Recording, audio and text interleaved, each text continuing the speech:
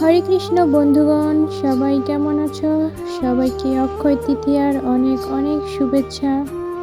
আজকের দিনটা সবার অনেক ভালো কাটুক আর সমস্ত মনস্কামনা পূর্ণ হোক। আজকে অক্ষয় তৃতীয়া উপলক্ষে আমাদের ঘরে ছোট্ট একটা সিংহাসন বসালাম। ভগবানকে যতটুকু পারি নিজেদের সামর্থ্য মতো দিয়ে পুজো করলাম।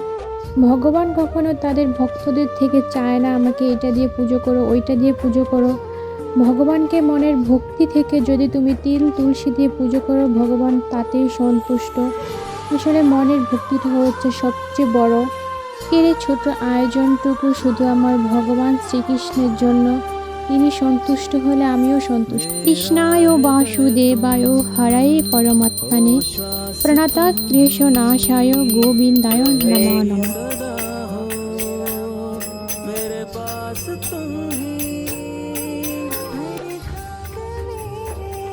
অক্ষয় তৃতীয়ার দিন তুমি ভগবানকে যা নিবেদন করবে, যা দেবে, এটাই তোমার অক্ষয় হয়ে থাকবে। তো কেমন লাগলো আমাদের এই ছোট্ট সিংহাসনটা? আর সবাইকে অনেক অনেক অক্ষয় তৃতীয়ার শুভেচ্ছা। সবার দিন অনেক ভালো কাটুক।